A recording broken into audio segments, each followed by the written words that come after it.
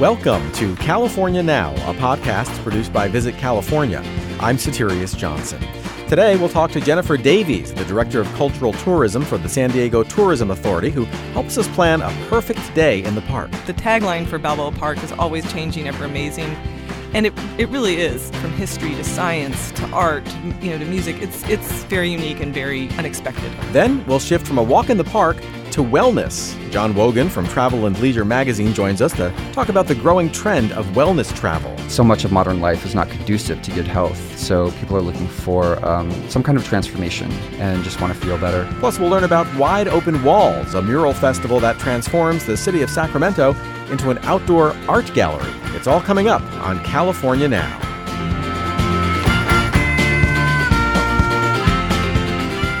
Welcome to California Now, a podcast produced by Visit California. Our mission is to introduce you to some of the amazing people and places that make the Golden State such a fascinating destination. Balboa Park has been listed on the National Register of Historic Places for over 40 years, and with good reason. The park is truly a living monument to San Diego's storied past and its burgeoning future. Our first guest is Jennifer Davies, a Goodwill Ambassador for Balboa Park, one of the great urban parks in America. Her title is Director of Cultural Tourism, and she knows this 1,200-acre playground as well as anybody. Balboa Park is home to the world-famous San Diego Zoo, but there's so much more to do and see, and we're going to map out the perfect family-friendly itinerary. Welcome to the California Now podcast, Jennifer. Thank you very much. I'm glad to be here. So before we begin our perfect day in Balboa Park, tell us a little bit about the history of this amazing collection of gardens and museums and so much more. It's really unlike any park in California, isn't it? Oh, it really is. I mean, we got it started 150 years ago. It just celebrated its 150th anniversary of its establishment. But where it really sort of took off was in 1915, they had an expo there. And that was a time when there was like only 40,000 people in San Diego, but more than 2 million people came and checked it out. Wow. And it's also where its iconic Spanish colonial revival architecture, that happened in 1915. And then in 1935, during the Great Depression, they held another expo, and that's where a lot of the other sort of iconic, like the Air and Space Museum, that are more futuristic looking, that's where they came in. There really, truly is something for everyone in Balboa Park. But let's focus on a family-friendly day in the park. Let's say 2 parents and 2 kids visiting San Diego, maybe for the first time. Where do we start? You have to start at one end or the other end. And the most fun way, if you're driving, is to start in Inspiration Point parking lot, because there's a tram there that takes you into the park. And I would say to stop at the first stop, which is where you're in the Palisades, and that's where there is the Air and Space Museum, there's the Automotive Museum, and it's actually the future home of the Comic-Con Museum that will be opening up in 2021. But I would definitely, for kids, the Air and Space Museum's great. There's so much to see. There's simulators. There's all sorts of things to see, do, touch. I mean, you can spend a lot of time in there, but it's a great place to start for kids. So you mentioned a Comic-Con museum coming up in 2021. I mean, talk about that a little bit. There's going to be an actual museum to popular culture? Yeah, it's really exciting, actually. And the more I talk to the people that are putting it together, the more excited I get about what they're trying to do. I mean, they're fundraising right now. They're conceptualizing it. It's going to be a game changer in the park, and it's going to be something that people are going to want to see, because if you go to Comic-Con, it'll be Comic-Con year-round to some extent. And so it's both for people that are, steeped in pop culture, but people that are just, have a glancing knowledge and want to see cool stuff. It's going to be pretty amazing. And maybe if you need a place to wear your superhero costume on a non-Comic-Con weekend, that might be the place to do it. Oh, they're all about that. They want to do it all the time. And you don't have to even they want people to wander around the park in their costumes. So. Okay, I'm going to suggest our next stop with an audio cue. Here's a sound that I don't associate with a great urban park.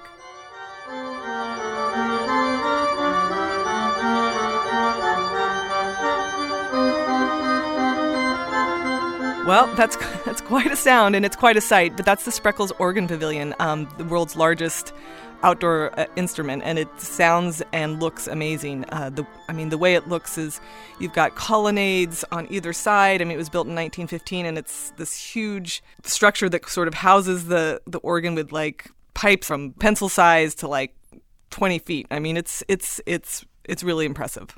And when can you actually hear the organ in action? Every Sunday there's a free concert. And then there's also Summer Organ Festival, so there's all sorts of different dates and times. And then the civic organist also does nighttime shows on like sort of a quarterly basis. That's great. So basically, you can definitely hear it every week, but then you could also check a schedule and see other ones throughout the year as well, right? Yeah, and insider pro tip, he also practices a lot. So if you're wandering around during the week, you're going to hear the organ. Oh, that's pretty cool. The Museum of Man is near the Spreckles Organ Pavilion. What's that like, and is it family friendly? Oh yeah, the Museum of Man is very cool. It's an anthropological museum. It's the study of humankind. And so you have everything from the history of monsters to the history of beer to they have a new Post-Secret exhibition, which is really cool. If you know what Post-Secret is, Frank Warren's thing where people send in all their secrets and they're sort of boxed and they're anonymous. They have that there, which is fascinating because people have some dark secrets, I'm going to tell you, and I'm not sure why they share them. Okay, so let's say our family of 4 is ready for lunch. Is food available in the park? Yes, there is. There's a number of great, easy places to eat, both within the museums, but one of my favorite places to eat is this place called Panama 66.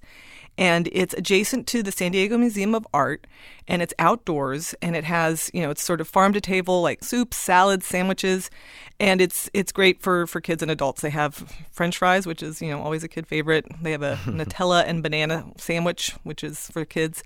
That sounds pretty good. They have great craft beer, if you need a little respite with the kids. Great craft cocktails, wine, all the things you would want. It's also adjacent to the sculpture garden that's associated with the Museum of Art. But they have picnic blankets behind the bar that you can request. And if you just want to go out and have a drink on the lawn and you can look at the California Tower and you can look at all the sculpture and just relax, they have that. And it's one of my favorite things to do in the park. Wow, that's really great. You don't even have to bring your own picnic blanket. They have them there for you. That's really cool. Nope, you can have your impromptu picnic. Glass of wine, chill out, watch the kids run around a little bit. Okay, so we finished lunch. We've had our picnic out on the lawn. Now, we have a few good hours, before the sun goes down and the kids start getting tired. What are some other attractions we can visit in Balboa Park? I would start just walking down the El Prado, which is sort of like the main drag of Balboa Park. When you see pictures of it, it's all the that Spanish Revival architecture. One great fun place to check out is the Model Railroad Museum. It's so cool. It's like, I think it's the largest working model railroad museum in the world, at least in the country. Mm-hmm. And it's all these miniature model railroads, and it's really cool. And so depending on the age of your kid, like if you have like a 5-year-old boy, or a girl, they'll just be mesmerized for at least an hour just looking at it, because there's like buttons you can push, and the model railroad, it looks like the California railroads. I mean, it's really cool. Wow. So you mean it reflects like the railroad history of the state? Yes, exactly. Grassy plains, and there's they actually have a replica of the park in the back of the museum. So they have all different sort of setups. So I think it's like the 5 different main railroads in California is one of them. But then they also have like this room where it's like, it feels like Christmas time all around the year. It's like I said, it's impressive. It's hard to explain because it's so eye-popping. You have to see it to believe it. Right. Sounds really cool. What's another stop that we can do in Balboa Park before we end our day? You're going to be on the El Prado, and you're going to definitely want to stop and look at the lily pond with your kids. The lily pond and the botanical building. The botanical building is free to go into. Again, this is a weird one, but it's one of the largest wooden lath structures in the world. It was built for the 1915 exhibition. It has got, I think, 2,100 different kinds of plants and flowers in there. But it's one of the most photographed structures in the park, and they have this beautiful lily pond in front of it, and that's where everyone gets their family photo. If you need something for like the holiday card, that's a good place to do it. And there's always ducks and ducklings there, so for kids, you don't feed them, but it's a pretty cute little place to be, and it's one of those things where you can kind of walk around, see it, and kind of move on. It sounds like a great place to take those Instagram photos. Oh yeah, no, that's like there's lots of Instagram worthy places in Balboa Park. That's for sure. One around every corner. Right. So, what would be another great place to visit while we're in the park? There's two actually. There's the Natural History Museum, which has all the stones and bones you want to see, and really it looks at the stones and bones of our the binational region here, and then you have the Fleet Science Center across the way. So you kind of have to a choose your own adventure, which one you want to do if you can fit both in, and that would be hard because they're both have a lot to do and see. And one thing I didn't mention, and I should have at the beginning, is a great way to see all this instead of having to pay admission to each of these museums is that you can get an Explorer Pass, and it's a good deal. So if you get a one-day Explorer Pass, it's $48 for adults and $29 for kids. And if you get like a multi-day pass where you can see all of the museums, it's $59 for adults and $32 for kids. So that's definitely something that you want to check out. So I would Google the Explorer Pass for Balboa Park if you are planning to come to Balboa Park. And that would be really a great way to do it because it sounds like there's so much to do. It would be almost hard to do it in one day. I mean, if you want to really kind of get into all of these attractions, like you might want to spend more than one day, spread it out a little bit. The tagline for Balboa Park is always changing, ever amazing. And it really is. You can have a day where you're just sitting around having a picnic or walking through the gardens, or you can do a day where, you power through and see all these different museums. And that's what makes Balboa Park special is that you have this sort of cultural concentration and a view of mankind and our experience from all these different vantage points, from history to science to art to to music. It's very unique and very unexpected. Well, thanks so much for creating a perfect day for a family visit to Balboa Park, Jennifer. Before you go, though, are there any more attractions, say, for adults you'd like to point out, ones that might test the patience of kids? Well, one little pro tip I would like to mention is that a number of the museums have half-day summer camps. So if you're coming in the summer, you kind of have built-in babysitting if you'd like to experience the park more as an adult rather than, traipsing kids around to art museums that they may or may not be interested in.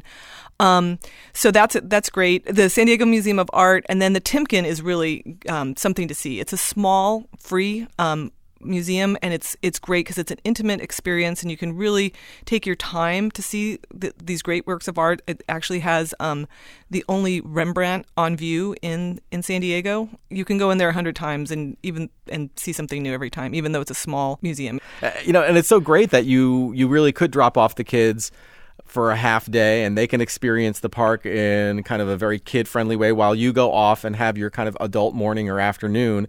And what a great way for everybody to kind of get, a really great experience out of it. Yeah, no, I mean, if I had young kids, that's what I would do because it's like the Fleet Science Center. I mean, that's going to be fun for them. So you get to do you and they get to do them and you all get to meet for dinner. That sounds great.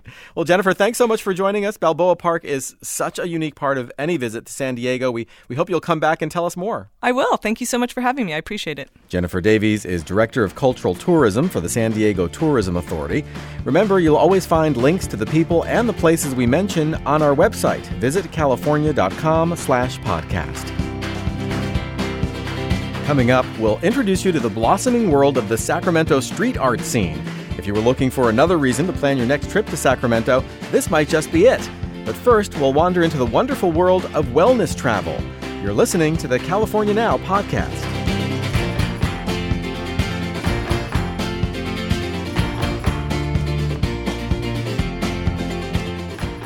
If you've heard the expression wellness travel pop up over the past few years, you're not alone. And if you're not entirely sure what wellness travel means, you're definitely not alone. It's a nebulous term that seems to mean different things to different people. To help us sort through it all, we've enlisted the services of John Wogan, Special Projects Editor for Travel and Leisure.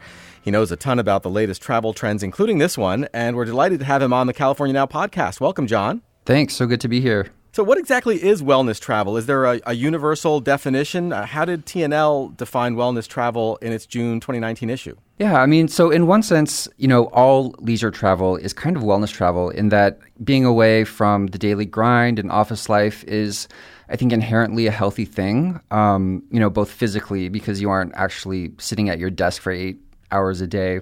And then mentally, you can use your brain for different things and it shifts gears and you're kind of being stimulated in different ways. But I guess in the last couple years, wellness has really come to mean self-improvement. So it's sort of gotten a little more specific. People, go on a trip with intention, whether it's, physically, mentally, emotionally, they want to improve something about themselves. So at TNL, that's how we generally define it, as a chance for reflection and self-improvement. And, naturally that means different things to different people. Do you get a sense that wellness travel is on the rise? I mean, it certainly feels that way. Yeah, definitely. It's become hugely popular, and it's still on the rise. I think because people are working harder today than ever before, we're always connected. We're always checking our email on Slack. People bring their laptops home with them every night. So, we get a sense that there's this yearning to kind of get away from office life and just take a break from the stress and all the anxiety that stems from all of that. Because so much of modern life is not conducive to good health. So people are looking for some kind of transformation and just want to feel better. So, I mean, if it is on the rise, what does that tell us about how people are thinking differently about exploring the world? Is it no longer enough to just indulge yourself in a great meal or park yourself on a chaise lounge? Right. I mean, I think people in general are a little bit more savvy about just what they want out of their vacations. And we've found when it comes to wellness that there are basically around 3 categories that a wellness-focused trip falls into. So, some people want something very luxurious and cosseted, where the priority is basically, treating yourself. Others want something that focuses more on personal transformation, so having to do with mental health and even spirituality, perhaps as a way to deal with a life change or moving on to another stage in life. And then there are also those who want something really physical, and so their sort of goal is primarily about fitness. So lots of yoga, eating clean, hikes every morning, that kind of thing. So almost like a boot camp type of experience. Well, let's take those categories one at a time. Let's start off. Why don't we start off with, say, the boot camp experience? Talk about that a little bit. There's a really popular boot camp-like place in Malibu, which is called The Ranch. And it's a good place to come for travelers who want a more active, physically focused, and challenging wellness type of trip. So it's set on about 200 acres in the Santa Monica Mountains, and it lasts for either a week or a 4-day-long weekend. And essentially, the goal here is to kind of jumpstart something that you can bring back with you when you're done with a trip. So how do these places operate? Do they wake you up at the crack of dawn and have you doing aerobics or something? And then are you going all day? Yeah, I mean, it's pretty intense. You get up at 5:30 and then you start with morning stretching, a morning hike. And then in the afternoon, you have kind of yoga, strength training, and they put you on this diet that's it's very healthy and it's all organic, but it's pretty strict. It's limited to 1,500 calories.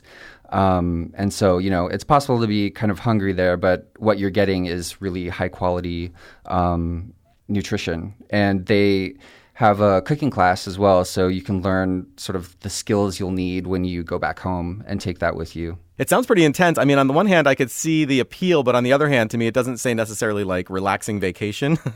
So let's try another type. What is, say, the luxury wellness travel like? For luxury people that want to kind of just chill out, there's a town north of Los Angeles called Ojai.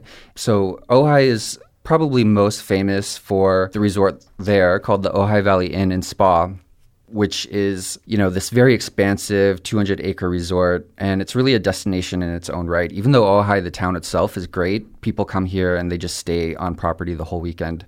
And a big part of the place is this hammam-style spa. And so a lot of the wellness activities there take place in the spa, where, you can have your traditional massages, facials.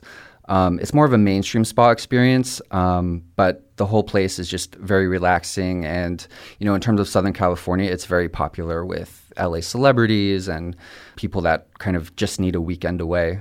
What would you say kind of defines this luxury category? I think just the fact that you have choices, you can be as healthy or, I guess, as unhealthy as you want. And even if you are unhealthy, the wellness aspect comes in by kind of the shutting off mentally, just relaxing, sitting by the pool. There's 3 great pools on property there. And you just aren't kind of forced to be as strict with yourself as at some other places. Okay, so what's left? I think you mentioned spiritual was one of the categories of wellness travel. Are you talking about places like Esalen?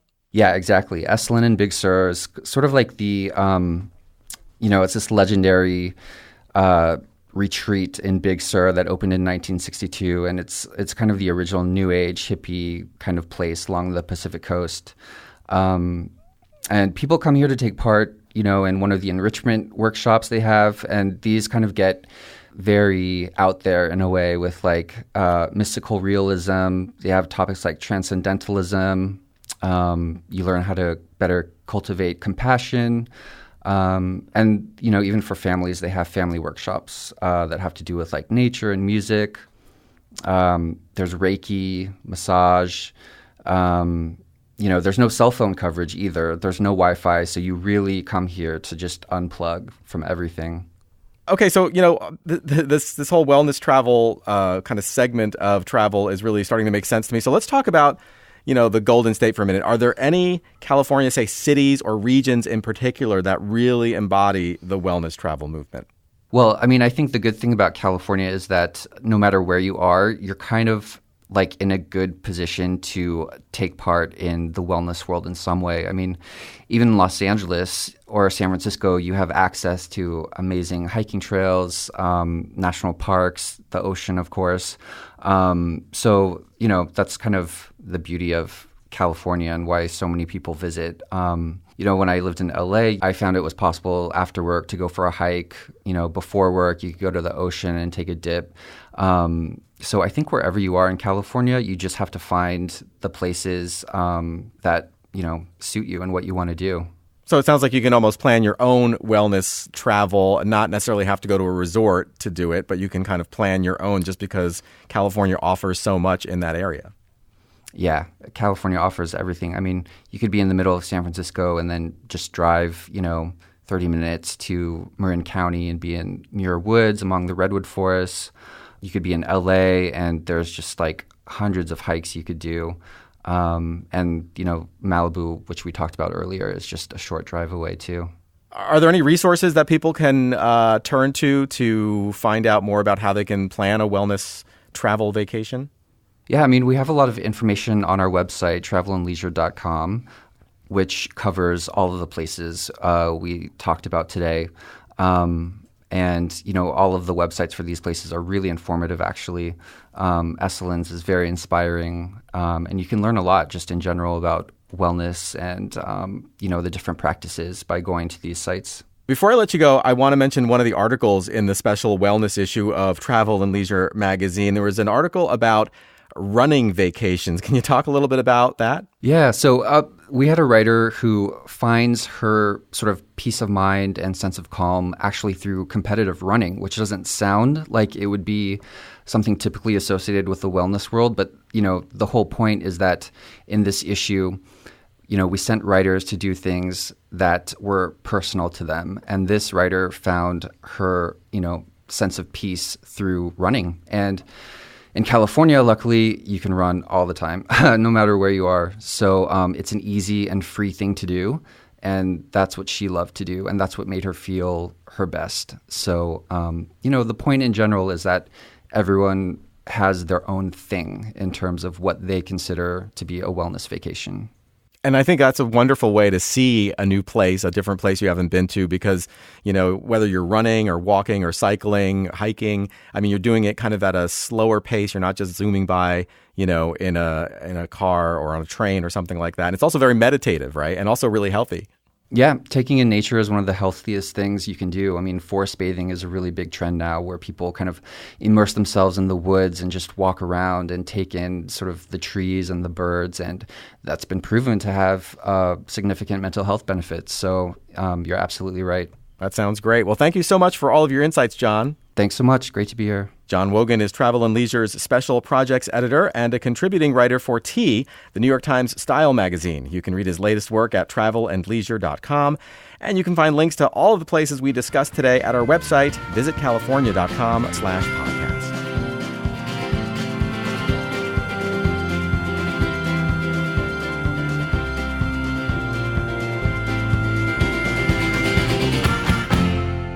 Sacramento is recognized around the world as America's farm-to-fork capital and the home to our dynamic food scene.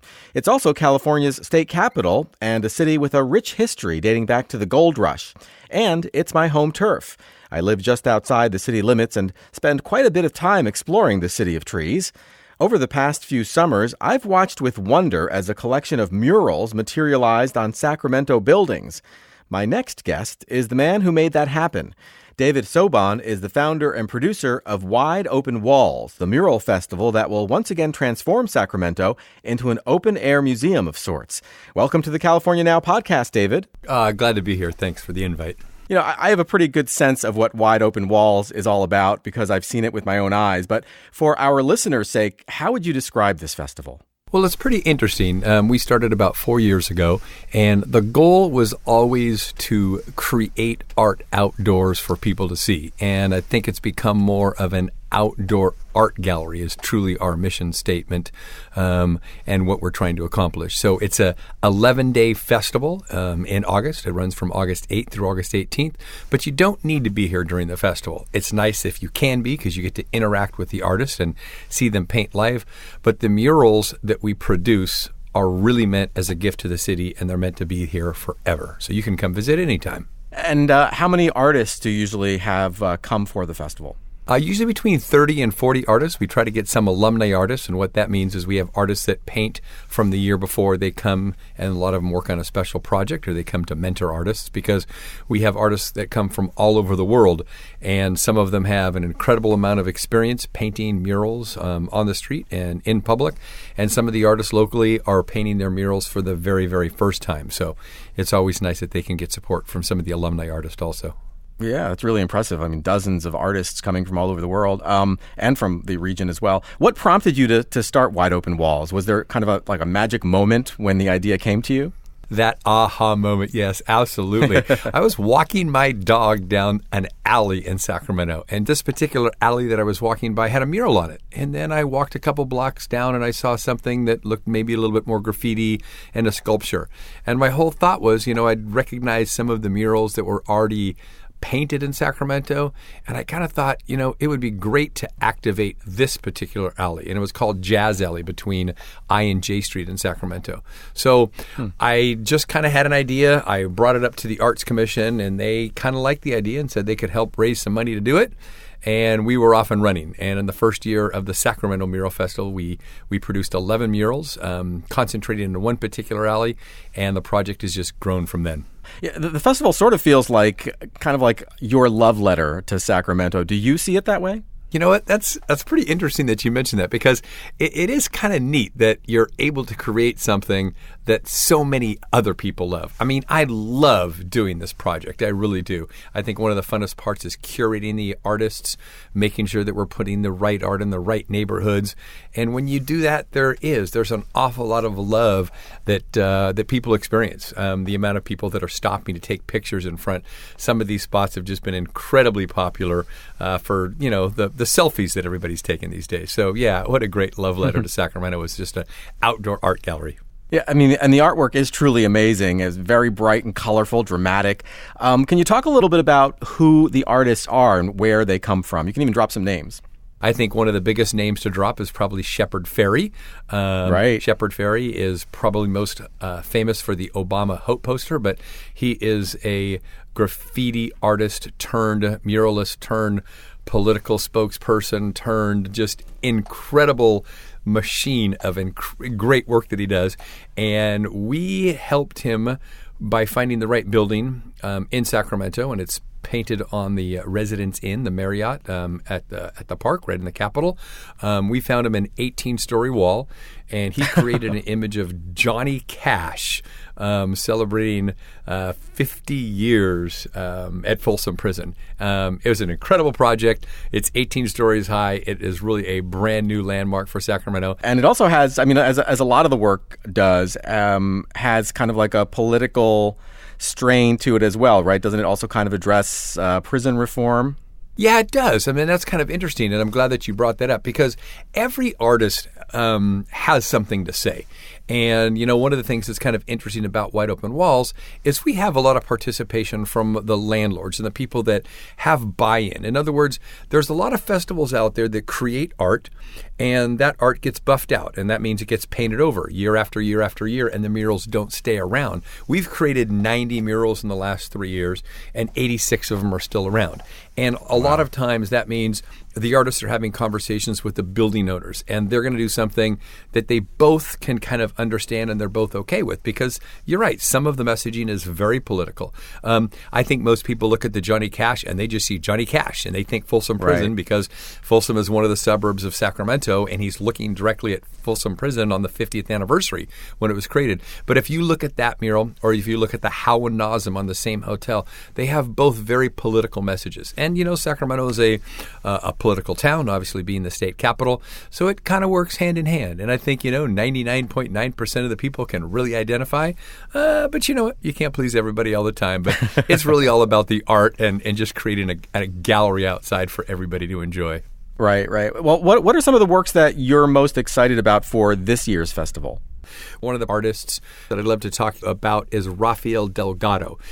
He is on our board for Wide Open Walls, and he started off 3 years ago when I challenged him to paint a mural for us. He was an incredibly talented artist with a great following, great studio work, owns his own art gallery, and he had never painted a mural before, but he had spent some time up in Montreal at a program up there with an artist in residence, and he saw murals being created. And when I asked him to do it, his first reaction was, well, how big of a wall do you want? And he was thinking, maybe 10 feet by 20 feet. And then I got him to 20 by 30 feet. And the next thing you know, he's painting a 40 by 60 foot bear above Jalapeno's restaurant on 21st Street at Main Drag.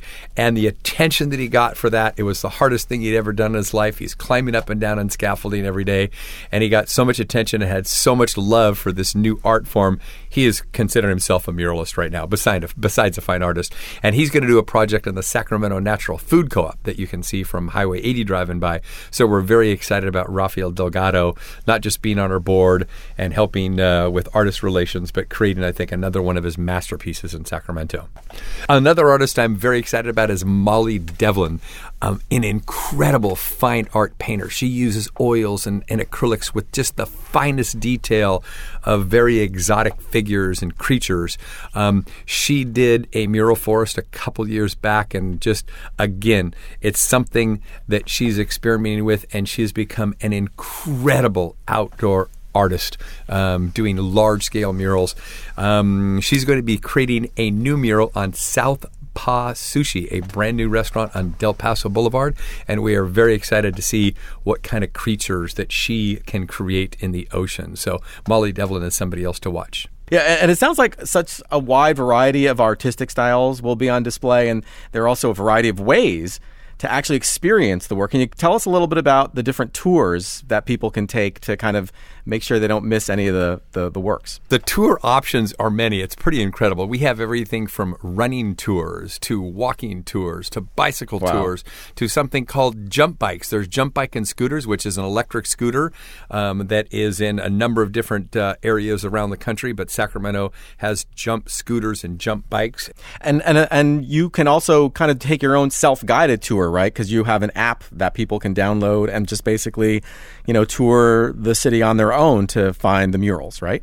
Yes, and a lot of those tours and a lot of those murals are in between lots of great restaurants and bars and clubs and retail stores. So that is a great way to do it. We got a brand new website, wideopenwalls.com, and that website will have a mobile application, not just the murals and the maps and the artists that do it, but history of the artists, history of the murals, what the murals mean, and in some cases you can actually listen to the artists talk about those murals and give you directions to the next one. So pretty easy to follow and a great way to see the murals in Sacramento. So David, as you look into your crystal ball, how do you envision the future of Wide Open Walls? Is it going to evolve over the next few years? So we're definitely having conversations of what the future looks like. It doesn't necessarily need to be to me, more murals to be better. I think we're really concentrating on curating the best murals for the best neighborhood with the best artists out there. But we're having, this year, we're featuring Martha Cooper, one of the greatest photographers ever for graffiti and murals in the world. She's doing a West Coast premiere in Sacramento. So Sacramento's, making its debut, doing movie premieres. We're having an international mural summit. We're bringing mural producers and festival producers from around the world to come have a powwow and a panel in Sacramento to kind of see what the future looks like for these type of events all over the world. So the future looks bright. I think the visitors will like their outdoor art gallery and the murals just like the locals do. And we're a pretty friendly place to come check out and spend a day, spend a week, spend more time. Absolutely. It's all very exciting. So in the meantime, where should we send listeners to find out more information about this year's event? WideOpenWalls.com is the website. You can also follow us on Instagram. New photos get posted many times a week for projects that we're doing in Sacramento that are not just festival related, but all kinds of art projects. Or on our Facebook page. We have lots of followers there, and we're posting specials and events and contests and all kinds of things like that. But WideOpenWalls.com would be the best place. You can start from there, and we hope to see you in Sacramento. Well, thanks so much, David. I've really enjoyed our time together. It's an awful lot of fun talking about something that I have so much passion about, and I think our community has so much passion about. Absolutely. David Sobon is the founder of Wide Open Walls, a mural festival that might just provide the nudge you need to plan a trip to Sacramento. Find out more about the festival and everything we talked about during today's podcast at visitcalifornia.com/podcast. You're listening to California Now. Thank you for listening to California Now. This podcast is produced by Visit California. I'm your host, Soterios Johnson. You can find us on iTunes and Stitcher. Please subscribe, and you can learn more about California and plan your next visit at visitcalifornia.com/podcast. That's where you'll find our podcast and much more information. We'll provide links to everyone and every place that you learn about here on the California Now podcast. That's visitcalifornia.com/podcast.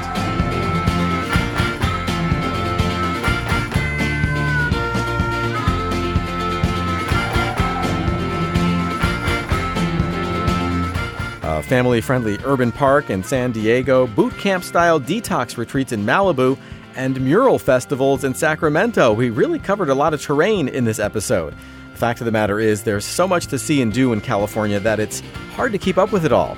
If you want to stay in the know, sign up for Visit California's e-newsletter. You'll receive a steady flow of inspiration and information delivered right to your inbox. Find out more at visitcalifornia.com. We hope to see you soon.